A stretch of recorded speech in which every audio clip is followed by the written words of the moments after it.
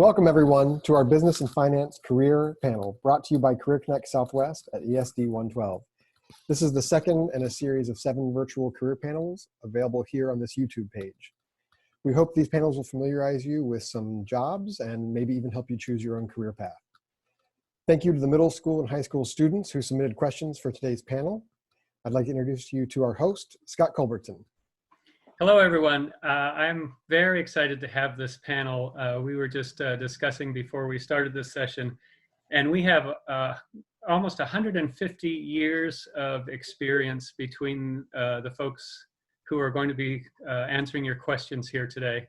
And it stretches everything from entrepreneurship to executive management to CPA experience. So this is a great group to have.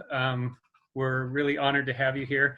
And I'd really like to start it out with a brief introduction from the panel. And if you would just introduce yourself with your name, your current job position, and the company that you're working with. And then if you feel comfortable sharing a little bit about yourself to our student audience, that would be appreciated as well. And so to make this easy, let's start with you, Janet, and then we'll go to Tracy, Frank, Kelly, and Casey. Great. Thank you for having me on here. My name is Janet Kanaskie, and I'm currently the Vice President of Operations for the Greater Vancouver Chamber of Commerce. That's an organization that supports businesses in our local community in Southwest Washington.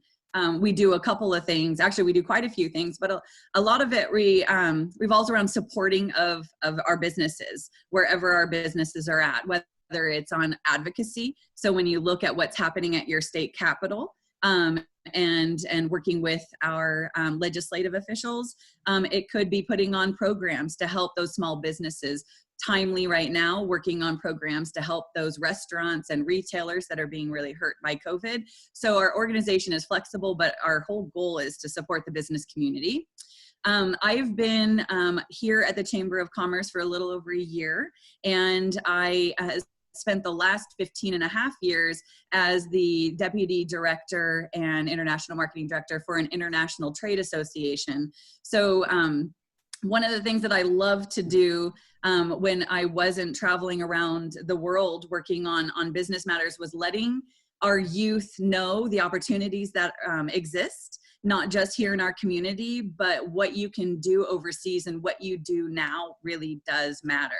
One of the things that I also love to do is work with our youth and letting them know that the opportunities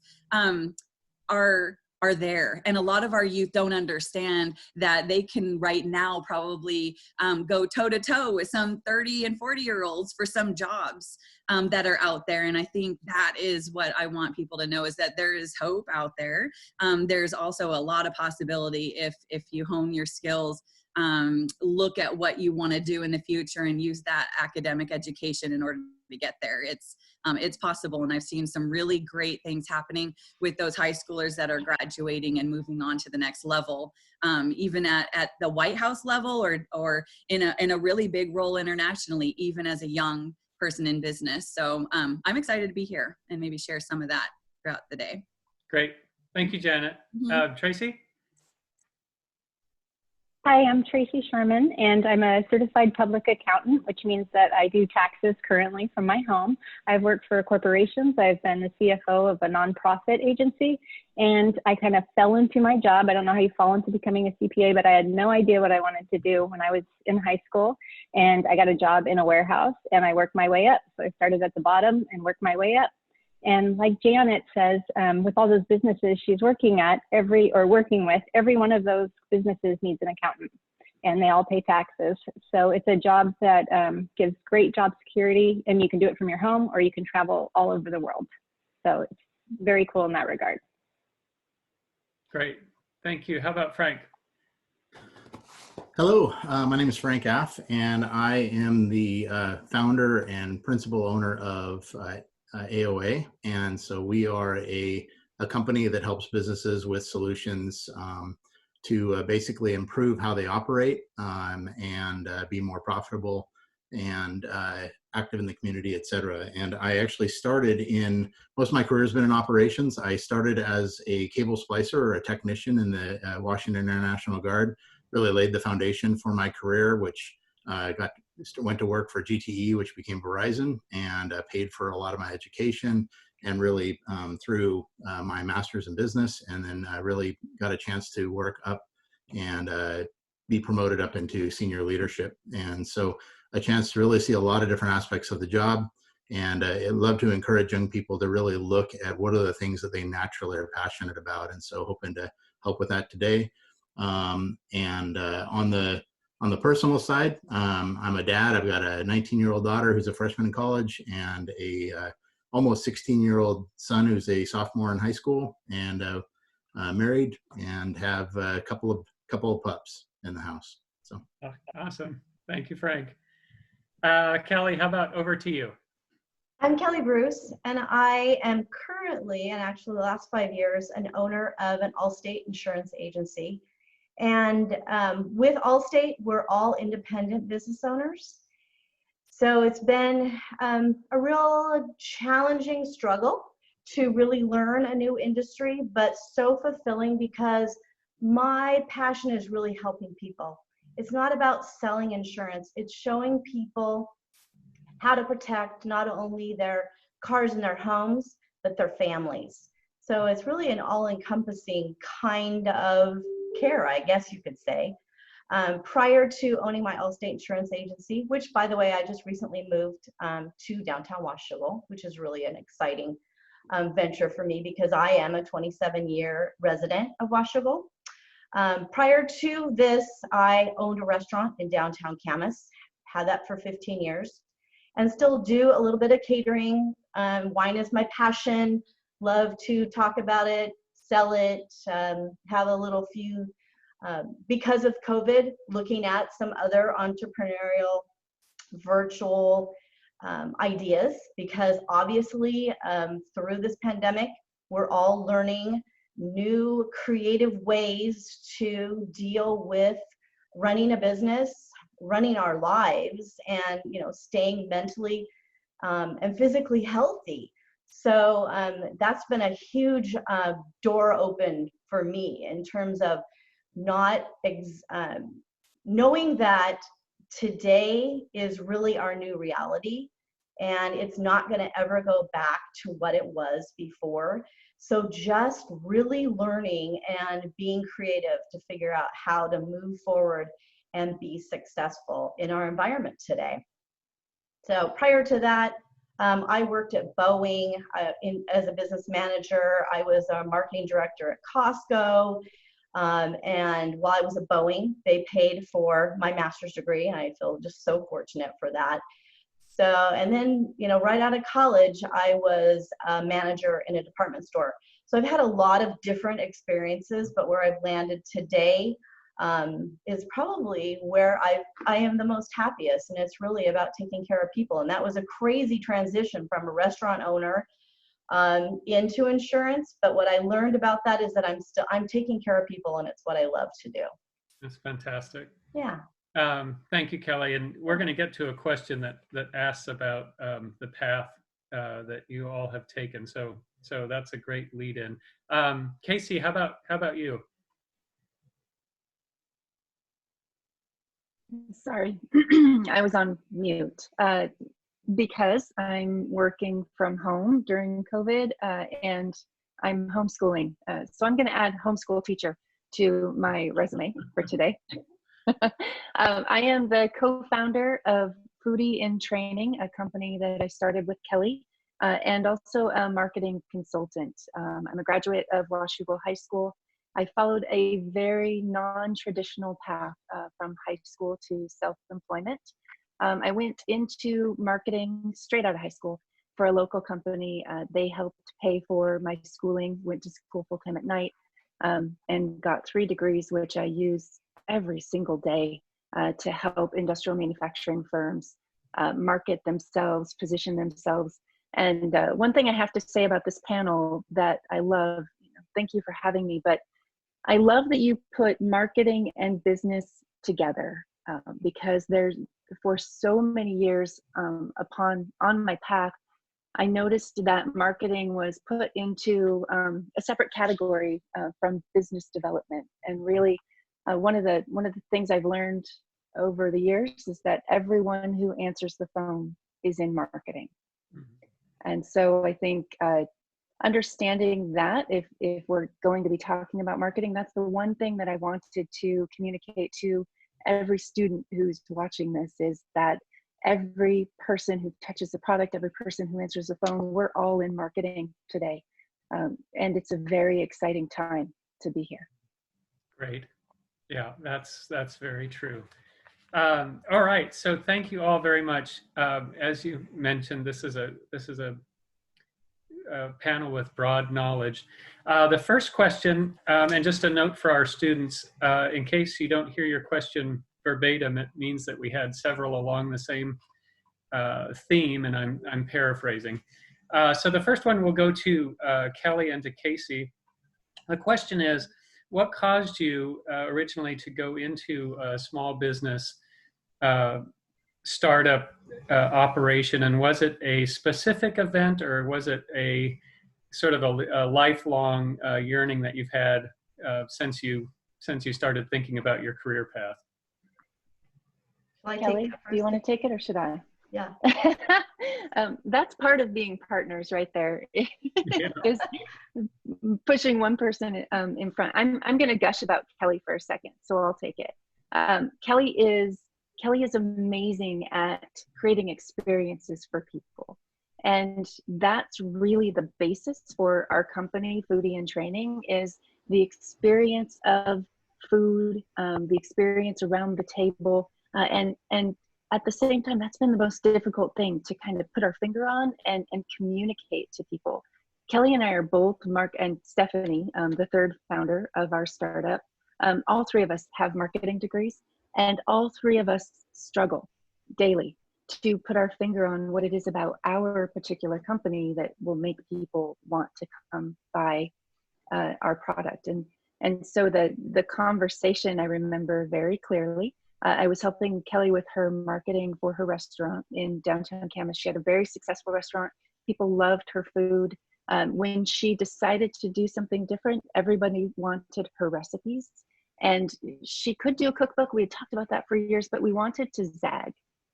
We wanted to do something different. And so Stephanie's grandmother had passed away, and Stephanie received her recipe box. And we were meeting every week to talk about business ideas and just be entrepreneurial. And that's when it hit us that a recipe box could be something low tech and high touch that we could marry with high tech. So we do a lot online with the physical recipe box. But I think that was the conversation that started it all. Would you say so, Kelly? To a certain extent. Casey had a really, really inventive idea because she just had a baby and was really concerned that she didn't know how to cook and provide, healthy meals for her child as she was growing up. And she had created a mat so that they could still go to restaurants, and it would go under the high chair. So I don't want to get into that whole part of it. But it was very intuitive, and we went through a total metamorphosis, and we are what we are today. And tonight we're going to have a live virtual cook-off, basically, and the three of us are going to prepare the same meal and have some kibitzing and learning experience. Awesome. And I'll ask a follow-up question of the two of you because it was common in the questions submitted to us. There's curiosity around the risk that people take when they open a business. Did you, the two of you, seek outside financing for this venture, and how did you weigh the risk and potential return of taking that on? So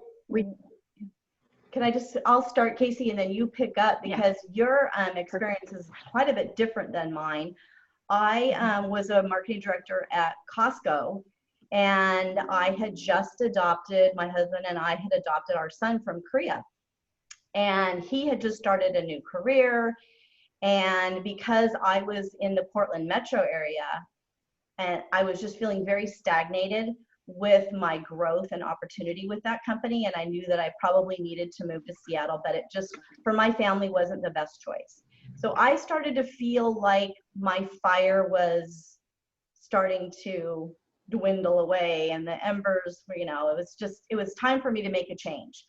And I had an opportunity to open a business with a friend, and we started a Salute Wine Company. It was a wine shop, and we integrated catering, and it metamorphosed into us splitting up our business and myself having my own business. And, I reflect on that risk question all the time. And there's just something about me that I'm not afraid to leap and just try it, because there's always the opportunity to go back and do something else. A decision today isn't your forever decision. There's so many opportunities out there, and everything that we do, we learn from. And that's the biggest thing I can say from every experience that I've ever done. There's not a guidebook on how to do everything, and you can't Google everything. You have to actually experience it and take that away. And I love to share my experiences with people, because you don't need to reinvent the wheel every time. Just talk to people and learn from their mistakes and successes. Yeah, excellent. Okay. I'm going to direct this one over to you, Janet. The question is, what's the most challenging aspect of your day? And can you describe what makes an excellent day and what makes a poorer day for you personally? I think the most challenging part of my day is turning my day off. That to be honest, when you work in an industry that supports businesses, especially right now, so let's take this week or this month as a good example. What I thought I was going to be working on this month looks nothing like what I'm working on this month, right? So I think the flexibility, we spend a lot of our time talking with our companies, talking with our legislators, making sure people are comfortable. When we look at Casey and Kelly, it's making sure that companies that are entrepreneurs have what they need in order to succeed through this time, or information in general. So my general job in operations, which is what I love most, is trying to make sure that there's efficiencies across the board. And I love data. I love putting that into action, and I like change. So for me, and I know Scott, you know this, change management is my passion, and helping people along with change can sometimes be quite an endeavor. But that's a typical day for me. Starts at 7 and ends probably at 7 or 8 o'clock at night right now. But I also learned along the way that I love what I do, and like all the other panelists, I found where I'm supposed to be.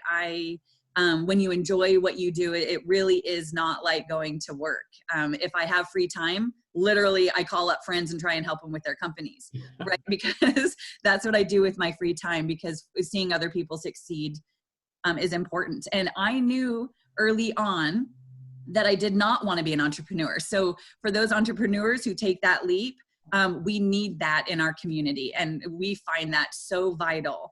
But equally as vital, you have to recognize what you're cut out for, the risk that you want to take. And I knew early on that I wanted to support other organizations. So that's what it looks like on a day-to-day. It's hard to answer, because it keeps you on your toes, for sure. Always changing. Yeah. Always changing. Thank you, Janet.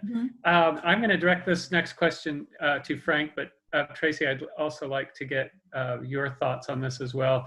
So the question is, when you pursue a business or a business career, we tend to think about our career path as, I want to do this, I train for it, and then I go do it. And hearing this panel speak, it doesn't really work that way, especially in business. And there's some amount of chance, if you will, serendipity, good fortune that comes along and steers you in a certain direction. And the question, as it was stated to me, was, in other career paths, you know, let's say you want to be a dental hygienist. Well, you pretty much know, right, what you're going to be doing. But if you go into business, that's not necessarily the case. So I'd like to get your thoughts on that observation, Frank, and then Tracy, yours as well. You know, and certainly jump in if I start to go down the wrong path here. I would say, you know, what was interesting with me with business, and I would say, well, right out of the gate, I would say that the unique thing about business is it's so versatile. It touches so many aspects of our lives. And so you could really have interest in so many things and apply it to business. And I think the given would be certainly if you're entrepreneurial, right? That's something to consider. But in my case, it's interesting. I really started with me looking at what were the things that I was good at when I was young. And for me, I loved figuring out how things worked. I was always taking apart my toys and things even as a kid, trying to figure out how they work, how I can make them better, fix them, whatever. And so I really, you know, as I was in high school, I thought, you know, I'm really technically minded. I enjoy math and science and fixing things and figuring out how they work. So I thought engineering, I want to be an engineer. And that encouraged me to go into my my Air Force unit, and which was an engineering installation squadron, and had a chance to get training right out of high school and learn about the technical parts of fiber optic cable splicing and all troubleshooting and all those things that were right up my alley on the technical side. And but what was interesting as far as the transition to business is that as I continued to go to school, and I also had kind of a non-traditional, you know, route as far as I was married when I did most of my education, and you know, young family and whatnot. But as I continued to grow, I started to really realize that, you know what, I enjoy leadership. And then it transitioned into the business piece of it, was that all of that desire to understand how things work and to fix things, improve things, increase efficiency, it all transfers into business. That I was like, oh, kind of the ultimate of this troubleshooting, problem solving, you know, piece of my mind.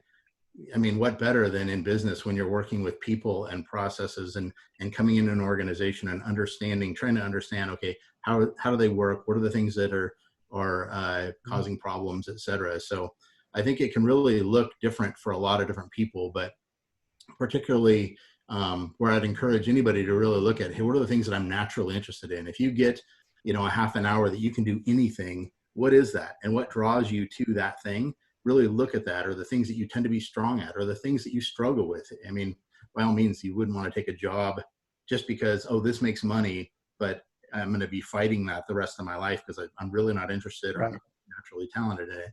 But I would say back on point with that question is just that, you know, it wasn't a straight path for me to get there, but really realizing how exciting it could be to take the things that I was naturally interested at and apply it into the world of business. Mm-hmm. Great answer. Tracy, what are your thoughts?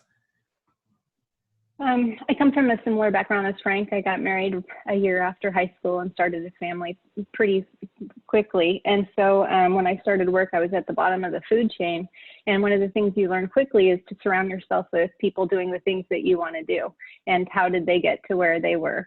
And so that's what I did. And I always worked hard. I always looked for things to do, and I was promoted. And then we had a huge layoff, which usually would be a very bad thing.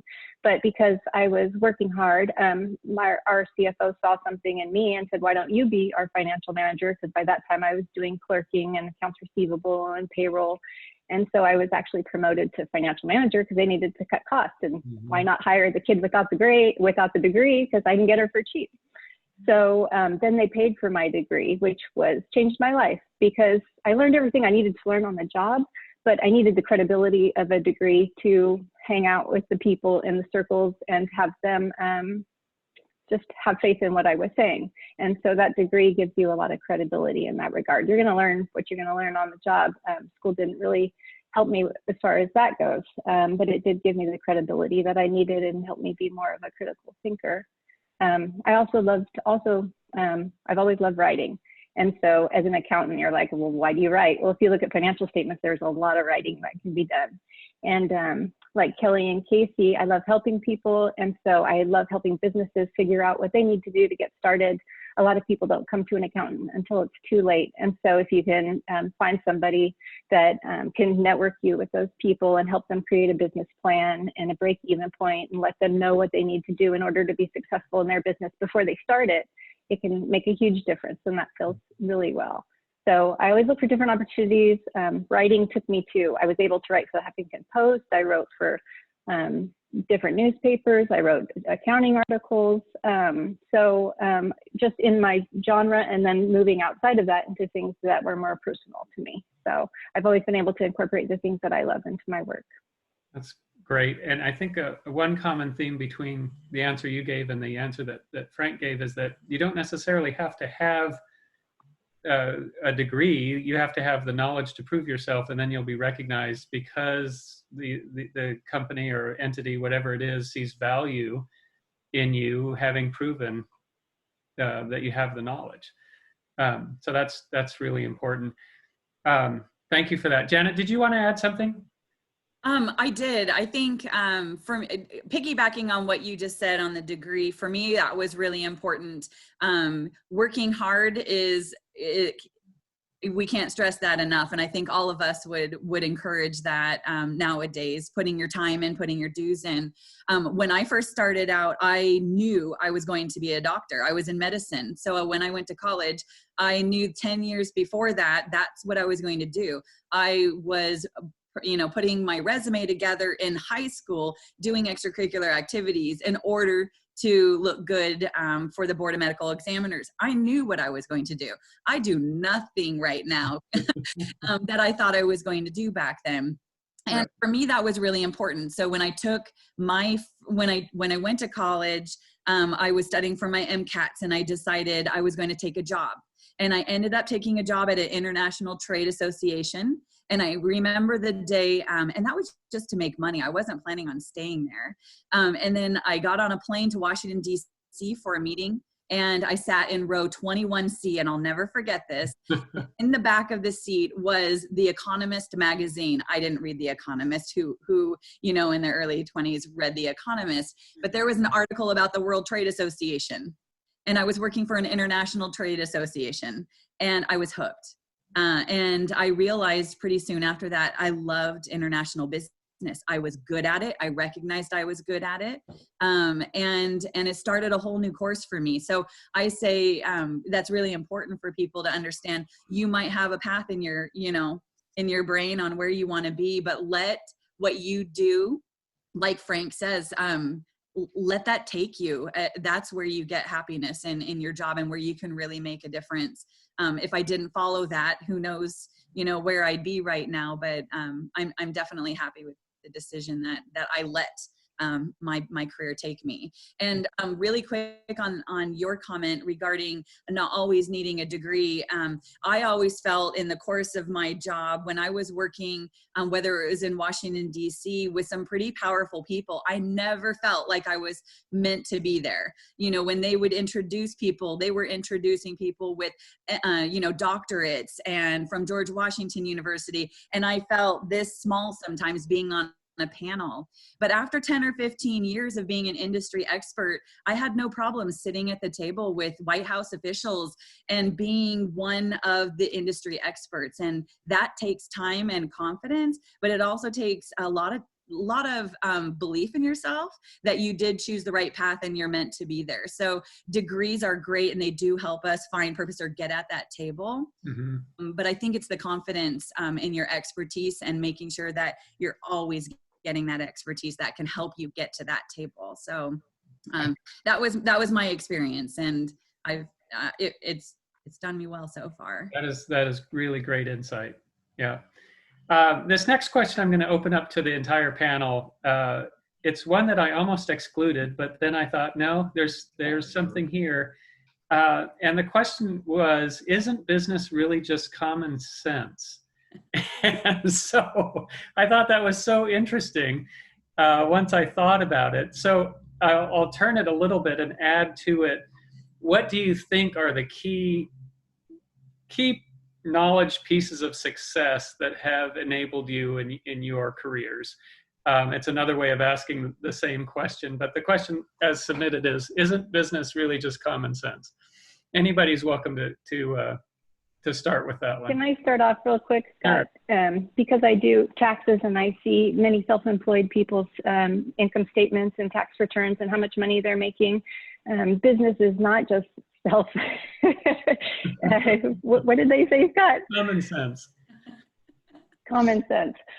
Because it takes a lot of tenacity to do things that you don't want to do. And you don't want to sit down and do your tax return. And you don't want to sit down and figure out how to get the permit that you need or who you need to talk to at this department to get that done. So you need to surround yourself with people that enjoy doing things that you don't want to do.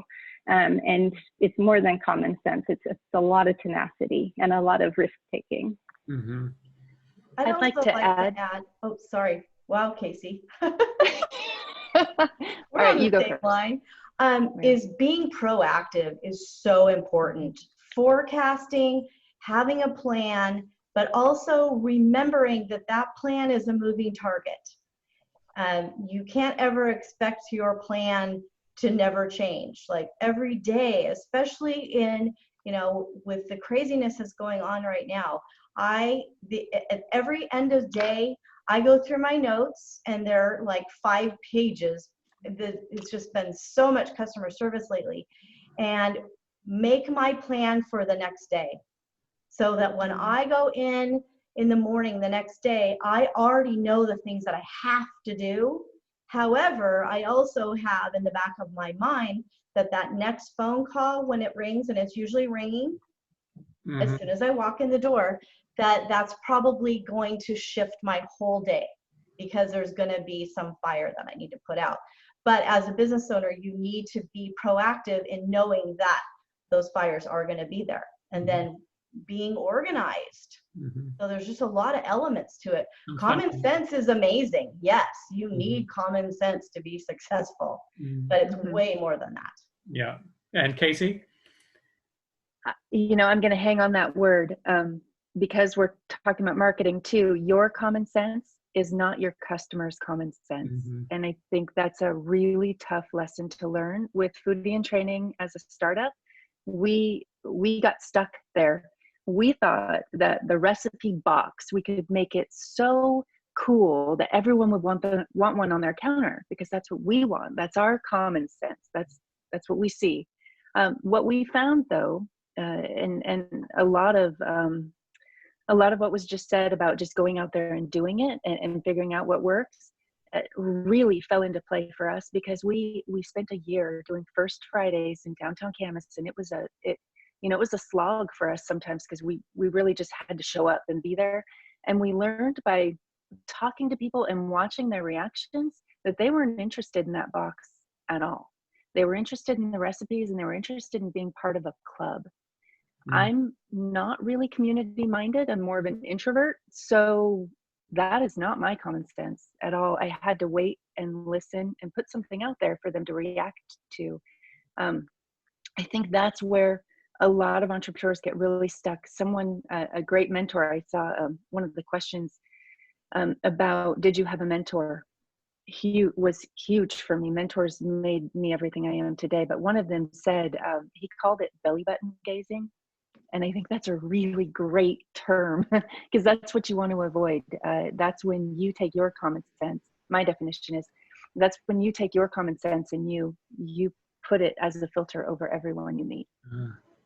In other words, be open to other input and insight. Yeah, absolutely. Okay. Really good. Anybody else want to comment on that one? Yeah, I'll chime in. I would say, common sense is, the funny thing would be, and I know we don't have the time for it, but if we all went through and defined what we meant by, what we think they mean by that, we'd probably get very different answers. That's the tricky part about that. But I would say that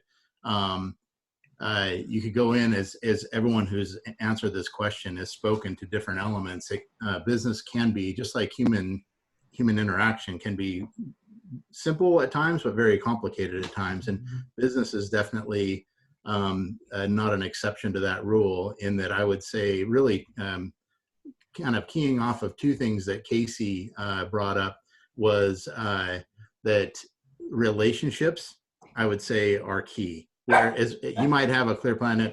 Whoever had said, Scott, I think you did earlier, my dogs just decided that my privacy was not important either. They just nudged their nose their way in here. But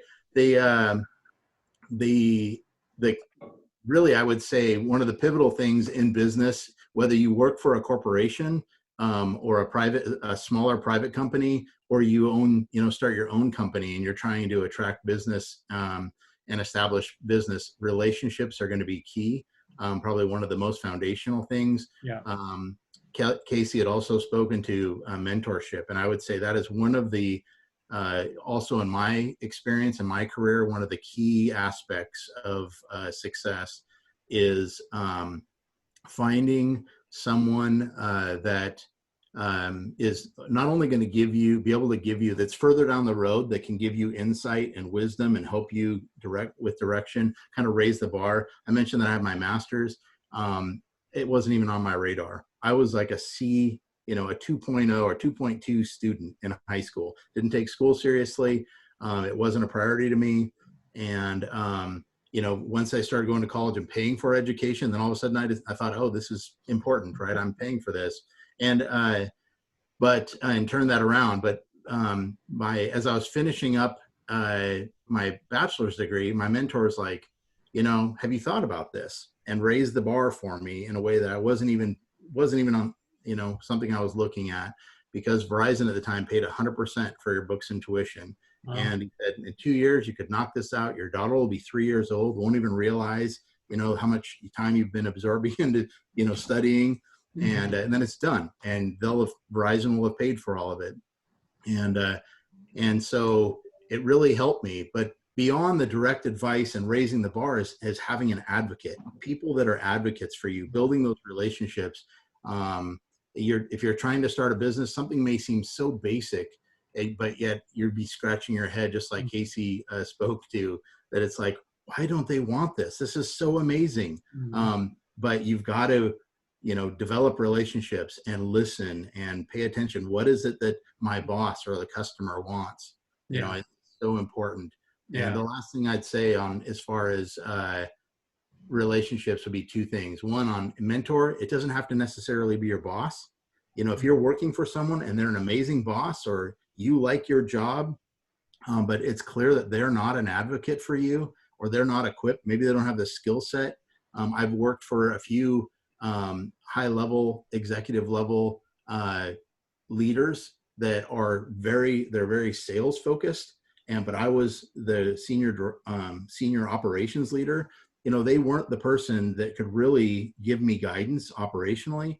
And so, seeking out and finding, it can be outside of your company or a different department or whatnot, but somebody that will advocate for you and give you wisdom and insight is very important. Yeah. And I want to follow that up, Frank, with just the observation from my working time is that everybody has been starting at some point in their life. And my experience is that when students approach people that they view as potential mentors, it's very, very rare that will not be well received. Is that the consensus of the panel? Mm-hmm. Yeah, if I can just add one thing that I want every student out there that's trying to figure out what they want to do with their life, call someone in your life or ask someone. It seems like a difficult thing, but my point is, have an informational interview. Ask them if you can come to their office and ask them, these kind of questions that we're addressing today. What do you like about your job? How did you get started? That's probably the best compliment you can give any professional, is that you want to learn about what they do. And they're going to want to help you. Mm-hmm. It's free. Yeah, excellent point. Yeah, you're not asking for a job. You just want to learn. Mm-hmm. And Frank, I just want to go back to your point also. You're not advocating that people don't pay attention in high school. No, not at all. Not at all. I definitely felt silly that when I was, like a lot of things in life, when it was free to me, I took it for granted. Sure. And then once I was having to pay to take classes that I had already taken or, could have taken in high school, Right. you know, I felt silly about it, like I had squandered the value of that. So yeah, I totally agree. The silver lining that I would say to that is that don't allow yourself to be boxed in. One of the coolest things that I've experienced in life is the opportunity to kind of reinvent yourself. And so where I've never been this before, and then all of a sudden you just ask exactly, just like Kelly had said, you know, talk to somebody who's doing something that you're interested in, and usually they're excited about it. That's why they're doing it, and they're happy to talk to you about it. Right. But I took a college study skills class. That was one of the first classes I took at a community college, and I was like, oh, that's how people get A's. They just follow this simple process, and it made it really easy. We're so often to be like, oh, they're smart and I'm stupid, or they're this and I'm that. And it doesn't have to be that way. You know, I'd never run before, finally got fed up spending all this money at a health club, and bought a pair of running shoes back in like 2007 and started just running. It was miserable. I hated it. And before I knew it, right, I was jogging a couple of miles and then 5 miles, and somebody gave me a plan, and I ran four marathons. You know, I was like, and all of a sudden I was a runner. I had never been a runner. And so it's just, there's so many things you can do if you don't box yourself in and you're willing to ask somebody else for help. I think that's excellent. And the thought it brings to my mind is nobody knows anything from the beginning, right? It's what you set your mind to learn. And that's how you get to where you need to be. I wish we had another hour. I think you guys are all awesome. But we are coming to the end of our time. And for those questions that were submitted that I didn't get to, I'll apologize to the students. But I'd like to end with an important one, which is for each of you. If you just step back and fast rewound yourself back to high school or middle school, what's the one point of advice you would give to students right now? Don't be afraid to try, and don't be afraid to ask. Great. How about you, Frank? Yeah. You know, I've hit on the big ones about mentors, seeking out mentors. That's a big one. I would say, you know, lean into your fears. Don't allow things, don't run from failure. Don't make a decision on, will I, you know, am I sure that I can be successful in this? Because growing through failure is one of the biggest things. And so I'm bunching a few things in here, but the last thing I'd say with that is don't run away from development opportunities either. Keep learning, right? It doesn't have to be a college program, but just if you're passionate about something, learn about it and keep learning, keep growing. And in my case, professionally, one of the differentiators that I think was key for my success was taking, they were called development opportunities, right? Which just meant taking on additional responsibility without any additional compensation. But it was those things that then when you apply for the job down the road, you can say, I've done all these things that weren't a part of my normal job. Yeah, my father-in-law used to say that the best job was the one you were underpaid for. And I always resonated. I thought that was a great saying. Tracy, I think I cut you off. What were you going to say? Oh, I was just going to say, do everything like it matters the most, because then people see the pride in your work, and you'll end up with a good project. And it doesn't have to be perfect. It just has to be done in the time frame that you have. Yeah, perfect. Well said. Everything has your signature on it is how I think of it. All your work has your signature on it. Janet? I think going along with what has your signature, for me, I put a lot of value in knowing who I am as a person and my personal brand. And I think everybody, when you're in junior high, high school, if you start working on that, and what I mean by that is if you were to ask your teacher, if you were to ask your best friend, if you were to ask your mother, somebody that doesn't know you, they should all say the same thing about you.